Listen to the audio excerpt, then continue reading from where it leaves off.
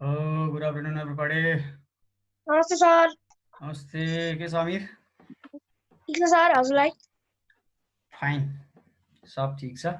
अहिले भर्खर खाँदै गरेको उज्जवलले कपाल त पुरा डेडली बनाएछ त, के हो पारा? सुदिनको कपाल पनि खतरा भएछ। अरू बेला पाल्न पाइँदैन, यही हो मौका भनेर पुरा बदला लिएको हो क्या हो?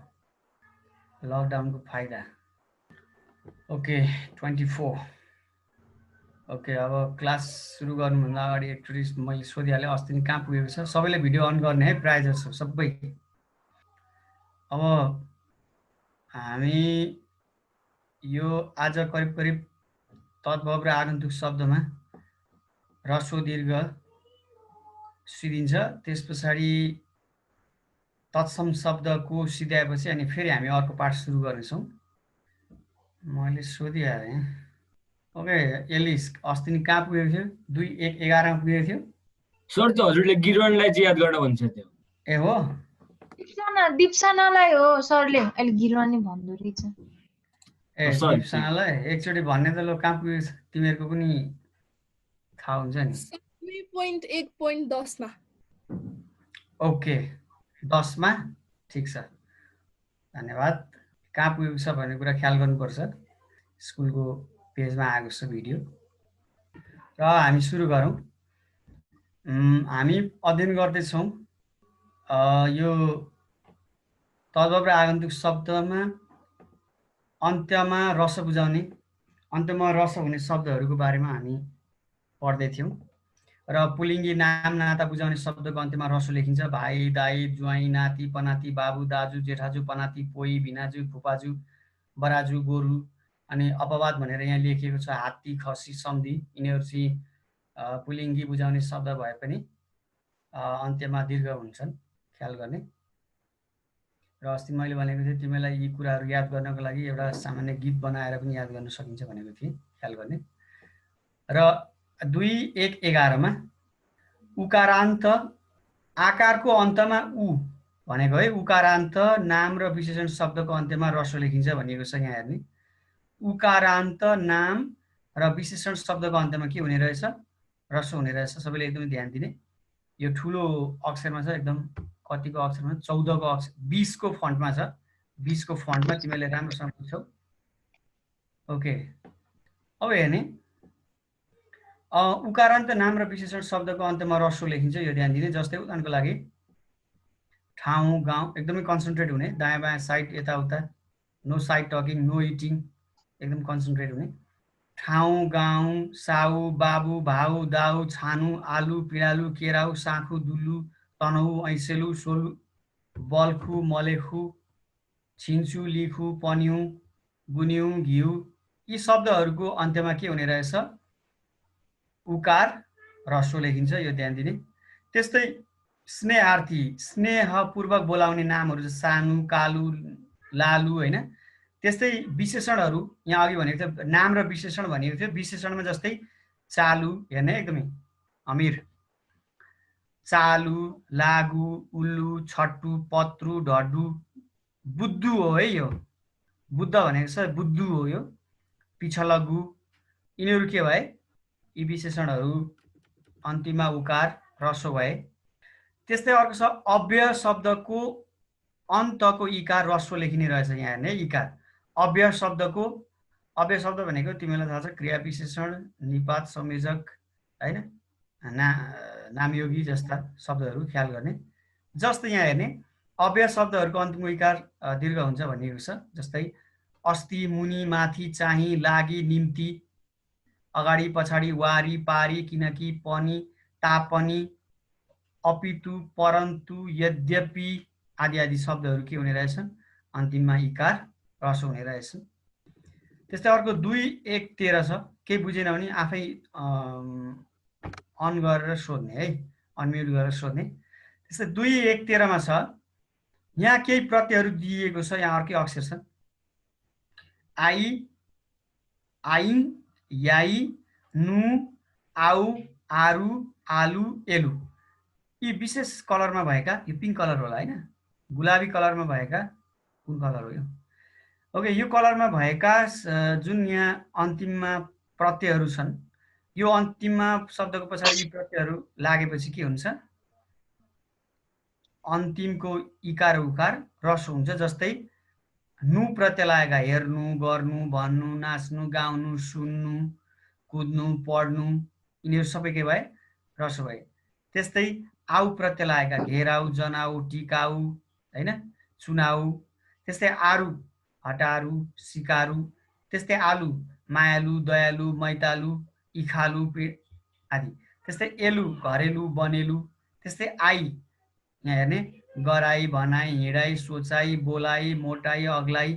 त्यस्तै आई दुष्ट्याई, मूर्ख्याई आदि आदि। रोपाई यिनीहरू के भए?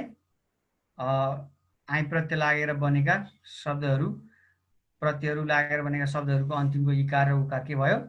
ह्रस्व भयो। यो ख्याल गर्ने है सबैले। त्यस्तै अर्को छ त्रि प्रत्यय लागेर, अर्को छ ती प्रत्यय लागेका परिमाणवाचक शब्दको अन्तिमको इकार ह्रस्व लेखिन्छ। ती प्रत्यय लागेर परिमाणवाचक विशेषण जुन शब्द भन्छन् तिनीहरूको इकार के हुने रहेछ? अन्तिममा ह्रस्व हुने रहेछ। जस्तै कति, यति, उति, जति, त्यति जस्ता शब्दहरू के हुने रहेछन्? ह्रस्व हुने रहेछन् अन्तिममा इकार। ती प्रत्यय, यो सिधै ती प्रत्ययलाई को प्लस ती कति, यो प्लस ती यति, उ प्लस ती उति, जो प्लस ती जति, त्यो प्लस ती त्यति।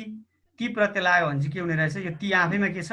ह्रस्व छ। त्यसैले यो ती प्रत्यय लागेर बन्ने परिमाणवाचक विशेषण शब्दहरू के हुने रहेछन्?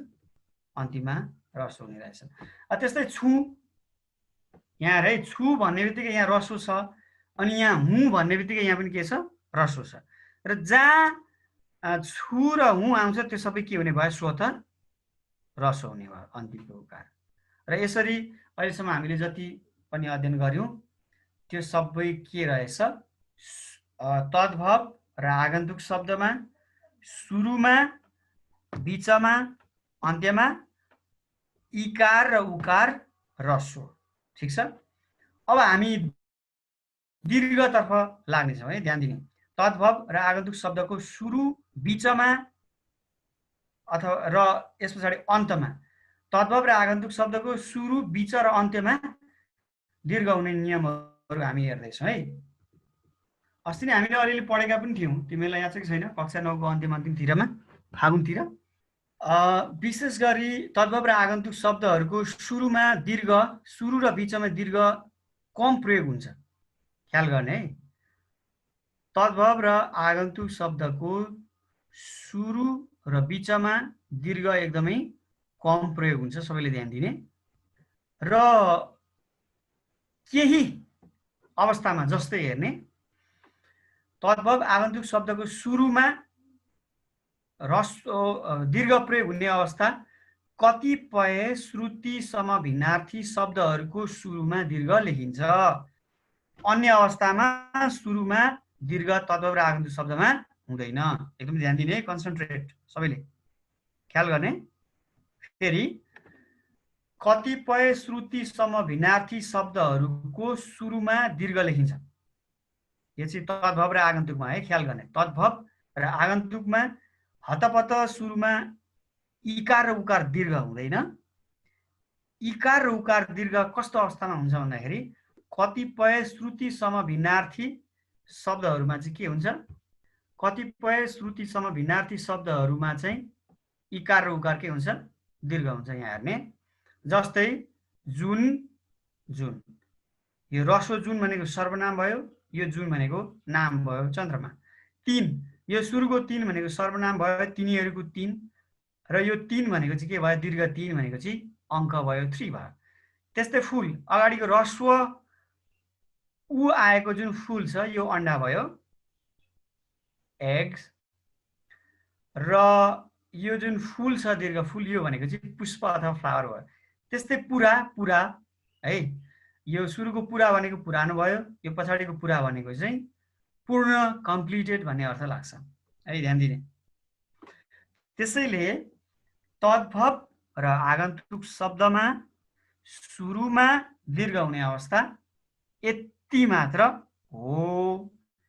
त्यसैले यी यहाँ दिएका श्रुतिसम भिन्नार्थी शब्ददेखि बाहेक यदि कुनै अरू शब्दमा दीर्घ छ देखियो भने या त त्यो गल्ती हो या त त्यो तत्सम शब्द हो भनेर बुझ्ने। तत्सम भनेको संस्कृत शब्द। बुझिन्छ? ओके, कुरो बुझिँदैछ? ओके, ठिक छ। अब बीचमा हेर्ने है, बीचमा पनि हत्तपत्त प्रयोग हुँदैन। तद्भव र आगन्तुक शब्दको बीचमा पनि धेरै जसो शब्दहरूमा बीचमा इकार उकार दीर्घ हुँदैन। कस्तो अवस्थामा हुन्छ भने यहाँ हेर, पृथक तथा स्वतन्त्र रूपमा प्रयोग हुने दीर्घ इकारान्त शब्द। यो बुझ है पहिले, सबैभन्दा पहिले यो के भनेको स्पष्ट बुझ। जस्तै पृथक स्वतन्त्र रूपमा प्रयोग हुने दीर्घ इकारान्त शब्दहरू, जस्तै मैले यो छुट्याइदिएँ। हेर, जडी, यो जडी के भयो? पृथक स्वतन्त्र रूपमा प्रयोग हुने दीर्घ इकारान्त शब्द भयो। त्यस्तै यो भेडीकै भयो, यो पनि पृथक शब्द भयो। त्यस्तै गाई के भयो? पृथक शब्द भयो। त्यस्तै मैत्री के भयो? शब्द भयो, पृथक शब्द। गोली पनि के भयो? पृथक भयो। कोरी पनि पृथक भयो, मिली पनि पृथक भयो। हो, यसले भन्न खोजेको यही हो है। यो माथिको अन्डरलाइनमा भन्न खोजेको कुरा यही हो। पृथक तथा स्वतन्त्र रूपमा प्रयोग हुने दीर्घ इकारान्त शब्दहरू अब के बुझ्ने? समस्त शब्दको रूपमा आउँदा बीचमा दीर्घ लेखिन्छ। अब यिनीहरू बीचमा जस्तै जडी बुटी, जडीबुटी जोडी है। भेडी, भेडाको गोठ, भेडी गोठ, अथवा भेडी गोठ, भेडी गोठ। गाईको गोठ, गाई गोठ। मैत्री पूर्ण, मैत्रीपूर्ण। जडी बुटी, जडीबुटी। यो जोडियो भने चाहिँ यो जडी के हुने रहेछ? दीर्घ नै हुने रहेछ। यस्तो अवस्थामा चाहिँ के भयो? बीचमा दीर्घ भयो, नभए अन्यथा अवस्थामा दीर्घ भएन, यो पनि दीर्घ भयो। गाई गोठ जोडिँदाखेरि गाईको यी स्वत दीर्घ रहने हुँदाखेरि यो बीचमा के देखियो? दीर्घ देखियो। त्यस्तै मैत्रीको त्रि दीर्घ भएको छ र यो समस्त शब्दमा आउँदाखेरि यो बीचमा जस्ताको त्यस्तै के रह्यो? यहाँ नै यो बीचमा दीर्घ रह्यो। त्यस्तै गोली जस्ताको त्यस्तै समस्त शब्द हुँदाखेरि दीर्घ भयो। त्यस्तै कोरी भयो है, कोरी पाटी। त्यस्तै मिली जुली।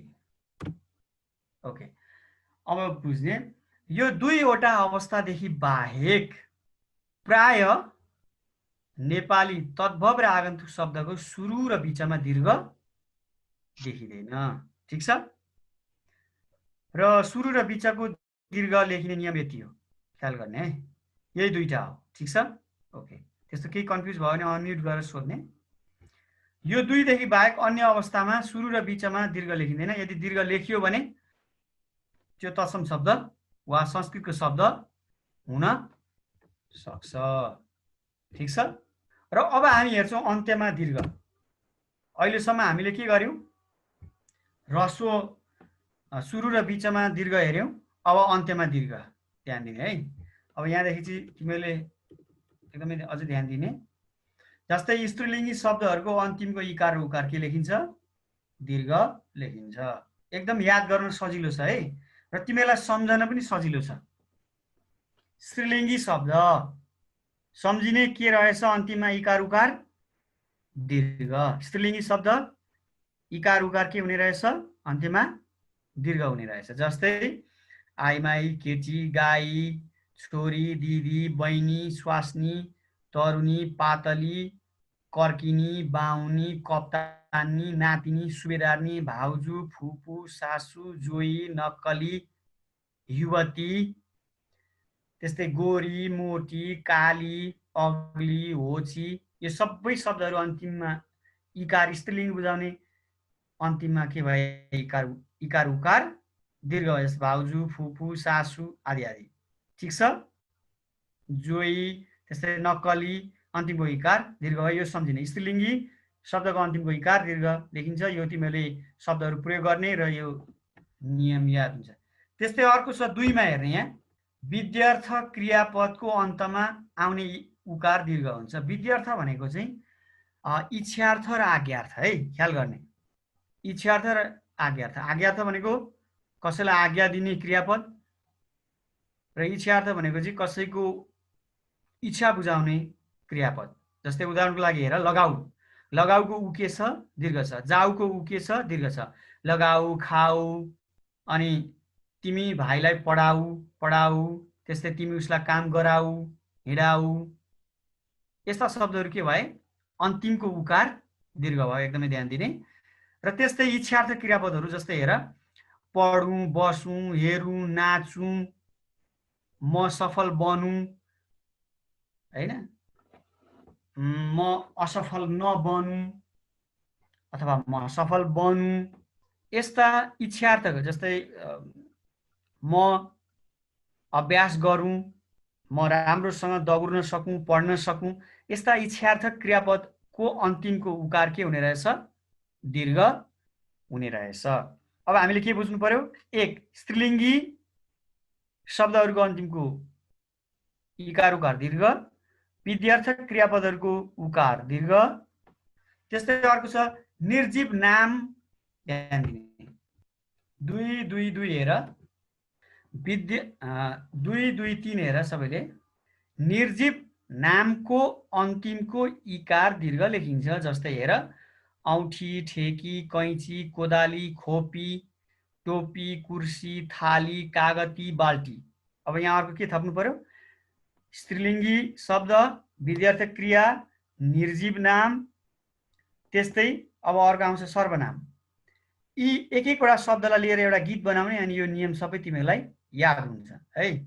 जस्तै सुरुमा के भयो, स्त्रीलिङ्गी शब्द विध्यर्थक क्रिया स्त्रीलिङ्गी शब्द विध्यर्थक क्रिया निर्जीव नाम सर्वनाम विशेषण, यसरी याद गर्दै जाने है।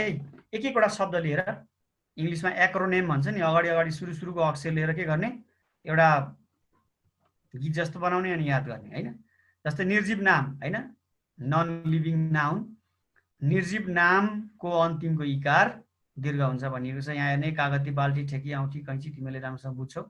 त्यस्तै 2 2 4 हेर अब सबैले सर्वनाम शब्दको अन्तिमको इकार उकार दीर्घ लेखिन्छ। जस्तै उ, यो एकाक्षरी सर्वनामको इकार दीर्घ हुन्छ है, ध्यान दिने। जस्तै उ इ ती तिमीको मी तिनीको नि उनी तपाईको इ दीर्घ हुन्छ, हामीको मी दीर्घ हुन्छ, आफू आफू दीर्घ हुन्छ, अरू दीर्घ हुन्छ है। यस्ता सर्वनाम शब्दहरू अन्तिममा के हुने रहेछन् इकार उकार दीर्घ, एकदमै ध्यान दिने है, ठिक छ। अब यहाँ एउटा अर्को थप्यो सर्वनाम भनेर भनिदिने। स्त्रीलिङ्गी अघि हामीले सुरुमा केमा थियौँ, स्त्रीलिङ्गी शब्द विध्यर्थक क्रिया निर्जीव नाम सर्वनाम, अब आयो विशेषण। विशेषण शब्दको अन्तिमको इकार दीर्घ लेखिन्छ। जस्तै अल्छी इलमी असली उपकारी तन्नेरी धनी ज्ञानी दुखी देखावटी यही उही सोही त्यही सिल्ली अछामी सुर्खेती दङ्गाली जुम्ली, दाङमा बस्ने दङ्गाली जुम्लामा बस्ने जुम्ली एसियामा बस्ने एसियाली हैन। त्यसै अफ्रिकाली, अफ्रिकी इङ्ग्लिसको प्रभाव अफ्रिकाली, यहाँ अलिक ह्रस्व आयो फेरि अफ्रिका, अब आयो अफ्रिकाली, यो पनि के भयो रसियाली अफ्रिकाली हैन। यिनीहरू के भए अन्तिमको इकार दीर्घ भयो, ठिक छ ओके। अब अर्को हेरौँ, विशेषण नाम, विशेषण र नामबाट बनेका। विशेषण नामको विशेषता, नाम र सर्वनामको विशेषता बुझाउने शब्दलाई विशेषण भनिन्छ भनेर भन्नु परेन। नाम व्यक्ति वस्तु, विशेषण र नामबाट बनेका भाववाचक नामको अन्तिमको इकार दीर्घ लेखिन्छ है। हेर है, जस्तै गरिब गरिबी, इमानदार इमानदारी, जवान जवानी, चोर चोरी, मास्टर मास्टरी, डाक्टर डाक्टरी, खेत खेती, किसान किसानी आदि आदि धेरै शब्दहरू छन्। विशेषण र नामबाट बनेका भाववाचक नाम भनेको एब्स्ट्र्याक्ट नाउन शब्दहरूको अन्तिमको इकार के हुने रहेछ दीर्घ। अब यहाँ एउटा हामीले के थप्नु पर्यो, विशेषण र नामबाट बनेका भाववाचक नामहरूको अन्तिमको इकार दीर्घ हुने रहेछ। ठिक छ, ओके। अब हेर्ने 227 नदीको नाम आउने बित्तिकै सिधै के गरिदिने अन्तिमको इकार दीर्घ सिधै। जस्तै भेरी, सेती, कर्णाली, मेची, कोशी, गण्डकी, कन्काई भन्यो भने यी दीर्घ हुन्छ हैन। त्यस्तै मिसिसिपी नदी भयो। अरु यस्ता अन्तिममा इकार आउने नदीहरूका नामहरूको अन्तिमको इकार के हुने रहेछ दीर्घ हुने रहेछ। यो तिमीले सजिलै बुझ्छौ हैन। नेपालमा धेरै नदीहरू छन्, धेरै नै नदीहरू छन्। त्यस्तै अर्को हेर्ने 228 मा हेर्ने, यहाँ आयो जात, जाति, थर, भाषा र पेशा बुझाउने नामको अन्तिमको इकार अन्तिम इकार दीर्घ लेखिन्छ। जस्तै क्षेत्री, कामी, राई, थकाली, राजवंशी, मैथिली, भोजपुरी, अवधी, ब्यासी, माझी, राजी, यो राजी भनेको भाषा हो, हिन्दी, बङ्गाली, अधिकारी, हुमागाई, डकर्मी, पुजारी, इसाई हैन, नेपाली, अंग्रेजी, उप्रेती आदि आदि। यी शब्दहरू के भए अन्तिममा इकार दीर्घ हुने भयो। ठीक छ, ओके। अब 229 हेर सबैले फेरि। यो 229 र 210 लाई एकैचोटि भनौं हेर्ने है। 229 र 10, 9 र 10 लाई एकैचोटि भनौं। ए र अर्थ दिने कृदन्त शब्दको अन्तिमको इकार गरी, पढी, सुती, उठी क्रिया विशेषणको रूपमा यिनीहरू दीर्घ भए है। क्रिया विशेषणको रूपमा प्रयोग भयो भने पनि यिनीहरू के भए दीर्घ भए। र यता 10 मा तिनै क्रिया विशेषण जस्तै देखिने यी पदहरूले वाक्य टुङ्ग्यायो भने यिनीहरू फेरि के भए क्रियापद भए। स्त्रीलिङ्गी समापक क्रियापदको अन्तिमको इकार दीर्घ लेखिन्छ। जस्तै बसी, ऊ कुर्सीमा बसी, गीता पोखराबाट आई, सीताले राम्रो पढी। यी समापक क्रियापदहरूको अन्तिमको इकार के हुन्छ स्त्रीलिङ्गी समापक क्रियापदको अन्तिमको इकार के हुन्छ दीर्घ हुन्छ। अघि हामीले के दीर्घ भनेका थियौं, स्त्रीलिङ्गी शब्दको पनि के हुन्छ, स्त्रीलिङ्गी शब्द पनि स्त्रीलिङ्गी नाम पनि दीर्घ हुन्छ भनेका थियौं।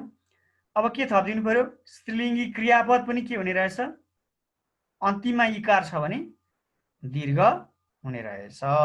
यो कुरा ख्याल गर्ने है। जस्तै गरी, गरेरको गरी, पढेरको पढी, सुतेरको सुती, उठेरको उठी, उठेरको उठी यिनीहरू पनि के भए दीर्घ भए। यो दुईटालाई झन् झनै उस्तै उस्तै रूपमा बुझ्ने 9 र 10 लाई।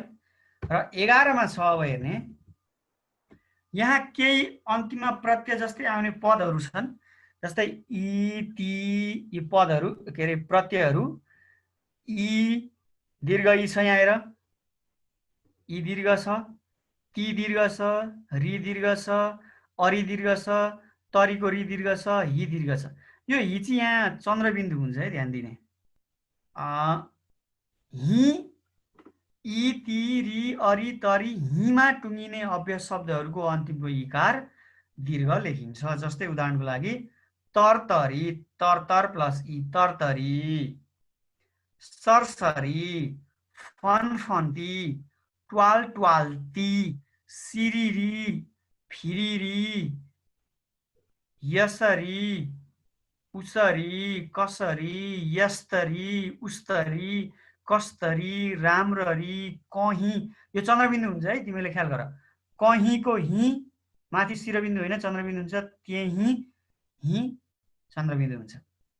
त्यसैले ई, ती, री, अरी, तरी, हि मा टुङ्गिने शब्दहरूको अन्तिमको इकार दीर्घ हुन्छ। त्यस्तै 2-2-12 हेरौं।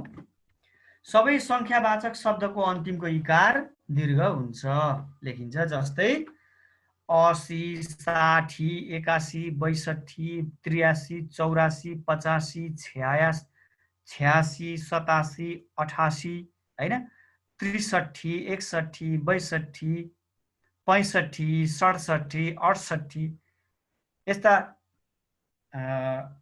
अन्तिममा इकार अन्तिममा इकार हुन्छ। यो विशेष गरी संख्यावाचक शब्दको अन्तिमको इकार दीर्घ रहन्छ। अब यहाँ अर्को हेर 2-2-13 मा शब्दहरूको छोटकरी रूप लेख्दा प्रत्येक आद्य अक्षरलाई निम्न अनुसार लेखिन्छ। आद्य अक्षर भनेको सुरुको अक्षर, जस्तै नेपाल भनौँ नि यसको सुरुको अक्षर के भयो? एन हो। इङ्ग्लिसमा एन, नेपाली फुटबलको एफ भएन, फेसबुकको एफ भने जस्तै यो आद्य अक्षर भनेको चाहिँ सुरुको अक्षर हो है, ध्यान दिने एकदमै। आगन्तुक शब्दको, आगन्तुक भनेको संस्कृत भाषा बाहेक अन्य भाषाबाट आएका शब्दहरूको सुरुको अक्षर भन्न खोजेको है। जस्तै युनाइटेड भन्यो भने यु के भयो? सुरुको अक्षर भयो, आद्य अक्षर। युनाइटेडको यु के भयो? इङ्ग्लिसमा यु, नेपालीमा YUU हैन। इङ्ग्लिसमा चाहिँ यु मात्रै, नेपालीमा चाहिँ यु, नेपाली अक्षर हैन, य, यज्ञको य भन्छ नि। जस्तै टेलिभिजन शब्द छ, त्यसलाई टेलिभिजनको भी, दुईटालाई एकै ठाउँ लेख्यौँ भने सुरुको ह्रस्व अन्तिमको दीर्घ हुन्छ, त्यो सकिहाल्यो, त्यो हामीले सुरुमा पढेका छौँ। तर त्यसलाई छुट्टा छुट्टै अलग अलग डट थोप्लो दिएर लेख्यौँ भने दीर्घ हुन्छ दुईटै, जस्तै टिभी। तर यसलाई जोडिदिउँ भने यो फेरि के हुन्छ? सुरुको ह्रस्व हुन्छ, टी ह्रस्व हुन्छ, भी दीर्घ, ठिक छ। तर अलग अलग डट दिएर लेख्यौँ भने चाहिँ के हुन्छ? इकार सबै के हुन्छ? इकार सबै के हुन्छन्? दीर्घ हुन्छन्। जस्तै टिभी, भिडियो, सिडिओ, BBC, KGB, CIA, HIV जस्ता शब्दहरू, जस्तै आई को ई दीर्घ, भी को भी दीर्घ, ठिक छ। त्यसैले आगन्तुक शब्दहरू छन् भने तिनीहरूलाई सर्ट फर्म बुझाउन जुन हामी अगाडिको अक्षर लेख्छौँ त्यसमा यदि इकार छ भने त्यो के हुन्छ? दीर्घ हुन्छ। अलग अलग लेख्ला, तर एकै ठाउँ लेख्दाखेरि चाहिँ सुरुको के हुन्छ? ह्रस्व हुन्छ, बिचको पनि ह्रस्व हुन्छ, अन्तिमको चाहिँ दीर्घ हुन्छ। जोडिदिउँ भने, अलग अलग लेख्यौँ भने चाहिँ के हुन्छ? सबै दीर्घ हुन्छन्, ख्याल गर्ने। अब तद्भव र आगन्तुकमा नेपालीमा चाहिँ कस्तो छ? तत्सम, तद्भव तथा अन्य शब्दहरूको छोटकरी रूप लेख्दाखेरि आद्य अक्षरमा जस्तो छ सोही अनुसार लेखिन्छ। जस्तै नेबानी, नेपालको ने जस्ताको जस्तै आयो, ने आयो। वायु सेवा जस्ताको जस्तै वा आयो, आयो। निगमको नि जस्तो छ त्यस्तै आयो, नेपाल वायु सेवा निगम। नेवानी, नेपालीमा चाहिँ जस्तो लेखिन्छ त्यस्तै सर्ट फर्म लेखिन्छ हैन। तर इङ्ग्लिसमा चाहिँ इकार छ भने दीर्घ हुने रहेछ, आगन्तुकमा विशेष गरी। नेबैली, नेपाल बैंक लिमिटेड, यो व छ, बै हुन्छ, नेपाल बैंक लिमिटेड। पनिका, पनिका परीक्षाको प जस्तो छ त्यस्तै छ। परीक्षा नियन्त्रणको नि जस्तो छ, त्यो नि यहाँ जस्तो त्यस्तै छ। परीक्षा नियन्त्रण कार्यालयको का जस्तो छ त्यस्तै छ।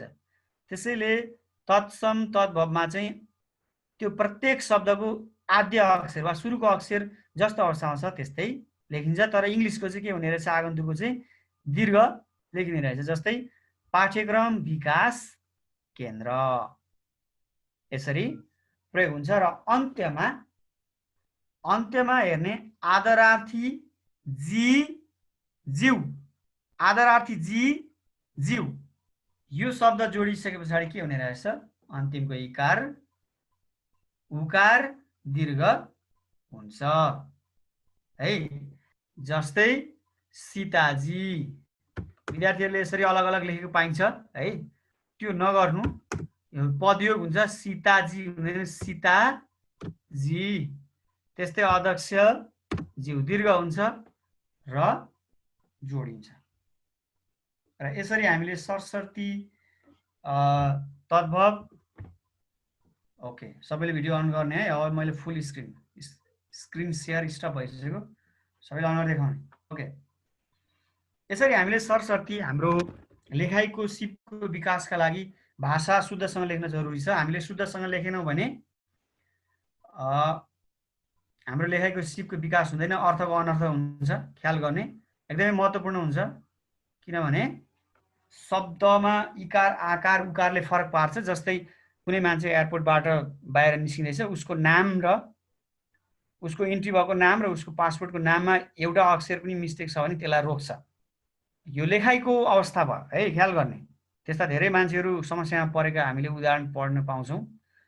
एउटा अक्षर फरक हुँदाखेरि, जस्तै मानौँ मेरो नाम दिल्ली राम छ भने कसैले दिल्ली रमण बनाइदियो भने अब मैले ब्याङ्कमा गयो भने मलाई कसैले पनि चिन्दैन को दिल्ली रमण भनेको, जेसुकै गरे पनि।